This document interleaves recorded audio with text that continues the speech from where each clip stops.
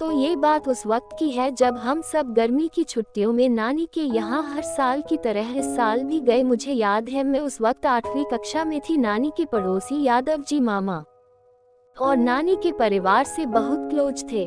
वैसे तो पूरा मोहल्ला ही मिलजुल कर रहता था, सबके बच्चे मिलकर एक साथ खेलते। सच में बचपन के वो दिन बड़े सुहाने थे।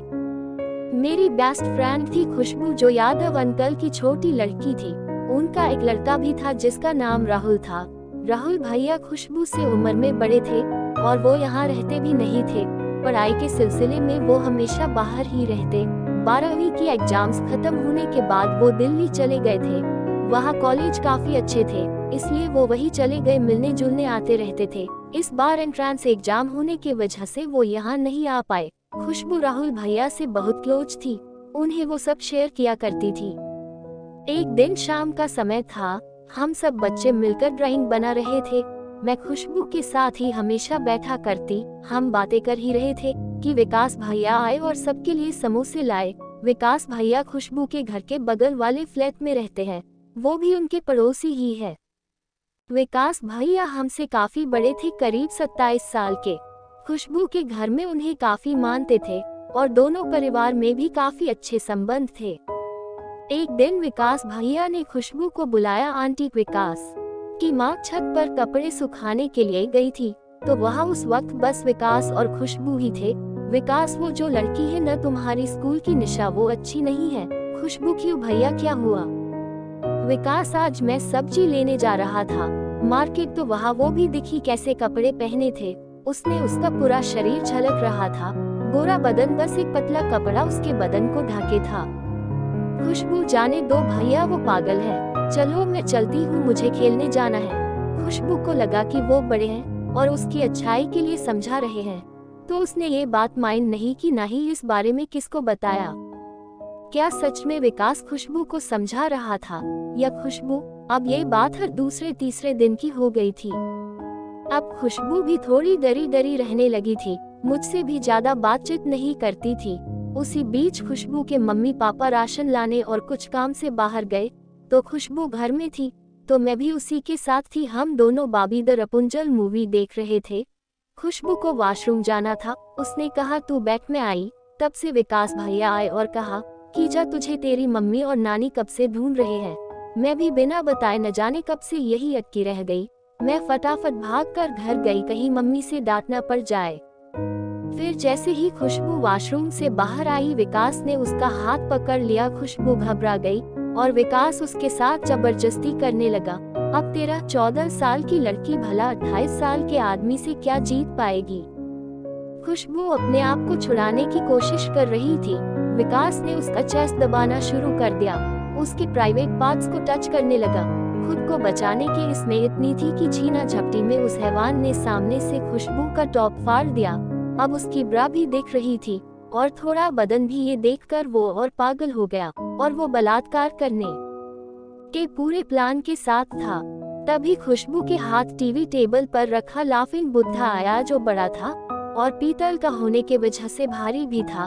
खुशबू ने भी उठाकर उसके सर पर दे मारा और उसे जैसे तैसे धक्का देकर बाहर करके दरवाजा बंद किया। उसकी हैवानियत इतनी थी कि इतना होने पर भी वो खिड़की से इशारे कर रहा था कि वो दरवाजा खोले और उसे अंदर आने दे। खुशबू काफी हद तक सहम गई थी। उसकी दिल की धड़कनें इतनी तेज धड़क रही थी कि अटैक आ जाएगा। वो घर के कोने में जाकर छिपकर रोने लगी। थोड़ी देर बाद डोरबेल बजी। इस बार खुशबू डर के मारे बेहोश हो गई। बाहर दरवाजे पर आंटी अंकल थे, उनके पास डोर की एक्स्ट्रा चाबी थी, इसलिए वो अंदर आ गए। जब थोड़ी देर बाद देखा तो खुशबू घर के किचन में बेहोश पड़ी थी। उसकी हालत देखकर, फटे हुए कपड़े देखकर आंटी ने पहले टॉवल से ढक दिया और फिर खुशबू के पापा को बुलाया। उसे रूम में लेकर गए, डॉक्टर को बुलाया तो डॉक्टर ने बताया कि उन्हें तेज बुखार होने की वजह से चक्कर आ गया। अब डॉक्टर के जाने के बाद खुशबू की मम्मी ने अंकल के सामने तो कुछ नहीं कहा। अगर वो खुशबू के फटे कपड़ों के बारे में बताती तो जाने वो क्या बोलते, सहन कर भी पाते या नहीं। खुशबू घर में सबसे छोटी भी थी, इसलिए सबकी लाडली भी थी। पापा की तो जान थी वो। शाम तक जब उसका बुखार हल्का हुआ तब आंटी ने उसके लिए चाय और बिस्कुट लाई। वो काफी डरी हुई थी। अंकल भी आए। अंकल को देखकर खुशबू घबरा गई और चीख चीख कर रोने लगी। आंटी घबरा गई। अंकल भी कुछ समझ नहीं पाए। उसकी आवाज सुनकर मम्मी, नानी और मैं भी गए। आंटी को पूछा तो आंटी ने बात बदल दी और कहा कि बुखार था। डॉक्टर ने इंजेक्शन लगाई तो रोने लगी, तो सब हंसने लगे और उसे आराम करने के लिए बोलकर हम भी घर चले आए। आंटी ने उसके कपड़े देखे तो थे फटी हुई, पर उनके मन में बार बार ये रहा था कि क्या सच है या कौन हो सकता है। घर की इज्जत की बात ऐसे किसी से कह भी नहीं सकते। खुशबू बार बार नहाकर आती अपने शरीर पर नाखून से घाव कर लिए थे। अब उसने खुद को कमरे में बंद कर लिया था। अब आंटी का भी शक यकीन में बदल गया। खुशबू अपना दिमागी संतुलन खो चुकी थी। उसका शरीर जख्मी हो गया था, कुछ ना खाने पीने की वजह से तेज बुखार, और उसी में वो बार बार नहाती। आंटी ने अंकल को सारी बात बताई कि उस दिन किचन में किस हालत में खुशबू वहाँ थी। ये सुनकर तो अंकल का दिल बैठा जा रहा था। खुशबू को हॉस्पिटल में एडमिट करना पड़ा। लगभग एक हफ्ता बीत गया था, पर अब उसका दिमागी संतुलन ठीक हो चुका था, पर अभी भी वो किसी से बात नहीं कर रही थी। फिर आंटी ने राहुल भैया को कॉल करके तबीयत के बारे में बताया। राहुल भैया उसी वक्त फ्लाइट लेकर तुरंत शाम तक घर आए। उधर खुशबू भी हॉस्पिटल से डिस्चार्ज होकर घर आ गई थी, पर वो अपने कमरे को अंदर से लॉक करके रखती थी। राहुल भैया आते ही फौरन खुशबू के पास गए, डोर नॉक किया। खुशबू ने जैसे ही अपने भाई को देखा वो भागकर बेड पे जाके सो गई, जबकि वो ऐसा कभी नहीं करती। भैया साइकोलॉजी की पढ़ाई कर रहे थे और उन्हें साइकाट्रिस्ट बनना था, तो उन्हें हैंडल करना काफी बेहतर आता था। खुशबू के आंसू निकले जा रहे थे।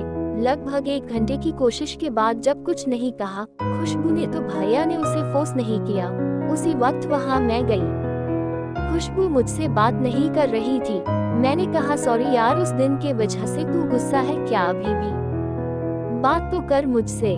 जब फिर भी खुशबू ने मेरी तरफ देखा तक नहीं तो मुझे रोना आ गया। मैं वापस घर जाने लगी तो भैया ने इशारा किया कि टेंशन मत लो, मैं बात करता हूँ। फिर भी थी तो वो मेरी बेस्ट फ्रेंड। टीनेज में दोस्ती बड़ी मायने रखती है। मैंने रोते हुए कहा, भैया वो विकास भैया आए थे, उन्होंने कहा कि मुझे नानी और मम्मी ढूंढ रहे हैं, और मैं बहुत देर से इसी के साथ थी। हम बाबी की मूवी देख रहे थे। ये वॉशरूम गई, उतने में विकास भैया ने बताया, तो मैं घर चली गई। तब से ये उसी बात से अभी तक नाराज है। विकास का नाम सुनते ही खुशबू की सांस तेज होने लगी और गुस्से से एकदम उसका शरीर जल रहा था। भैया ने मुझे समझाकर घर भेजा। फिर रोते रोते खुशबू ने सारी बात भैया को बताई, वो हर बात जो उसे वो कहता था। भैया रूम से बाहर निकला और विकास रोड पर ही खड़ा था। एक बड़ा सा पत्थर उठाया और उसे मारने ही वाले थे कि आंटी आकर रोकने लगी। आंटी, क्या हुआ बताएगा? ये क्या कर रहा है? अब विकास तो जानता था क्या बात है, पर कुत्ते की दुम अनजान ही था। इतने में सब मोहल्ले के लोग भी वहाँ आ गए। भैया ने सारी बात सबके सामने बताई। सबके होश उड़ गए, सब दांतों तले उंगली दबा रहे थे। तभी विकास की माँ आ गई और गंदी गंदी गालियाँ देने लगी कि तेरी बेटी झूठ बोल रही है, मेरा बेटा ऐसा नहीं कर सकता, और मान लो है भी तो तेरी ही बेटी ने उसे उकसाया होगा। ये सब देखकर खुशबू की हालत पर और असर पड़ रहा था। अब ये रोज का हो गया था, तो खुशबू के घर वालों ने पुलिस में शिकायत दर्ज करवाए। इतना सब होने के बाद भी बात की गहराई को समझे बिना विकास की माँ हर दूसरे तीसरे दिन गाली गलौज करती। एक औरत होने के नाते भी उसने समझने की कोशिश नहीं की। दोनों ही परिवार पैसे से मजबूत थे। खुशबू के मम्मी पापा की सरकारी नौकरी थी और विकास का रियल एस्टेट का बिजनेस। पुलिस वालों को पैसा खिलाकर और जान पहचान वालों की मदद से विकास ने पुलिस केस भी बंद करवा दिया। अब इस हादसे के बाद किसी के भी घर का बच्चा खेलने नहीं आता था, न कोई अपने बच्चे को किसी के घर जाने देता। सब खौफ में रहने लगे। थोड़े दिनों बाद राहुल भैया को भी वापस जाना था। खुशबू भी भैया के साथ कुछ दिनों के लिए दिल्ली चली गई। अब जब भी उसे आंटी अंकल बुलाते वो वापस आने का नाम ही नहीं लेती। कहती कि मैं मामा के यहाँ आ जाऊंगी मिलने, और वहीं से मिलकर वापस भैया के पास चली जाऊंगी, घर नहीं आऊंगी। परिवार वालों के लाख कहने पर भी खुशबू नहीं आई वापस। अब ये बात एरिया में फैलने लगी। फिर एक दिन अविनाश की माँ खुशबू के परिवार वालों से झगड़ा करने लगी। तब तक आकर खुशबू के माँ बाबा ने पुलिस कंप्लेंट कर दी, पर वहाँ भी अविनाश के परिवार ने पैसे खिलाकर पुलिस वालों को अपनी तरफ कर लिया। इसके बाद भी जब अविनाश की माँ का मन नहीं भरा तो उसने राहुल के ऊपर कुछ काला जादू कर दिया।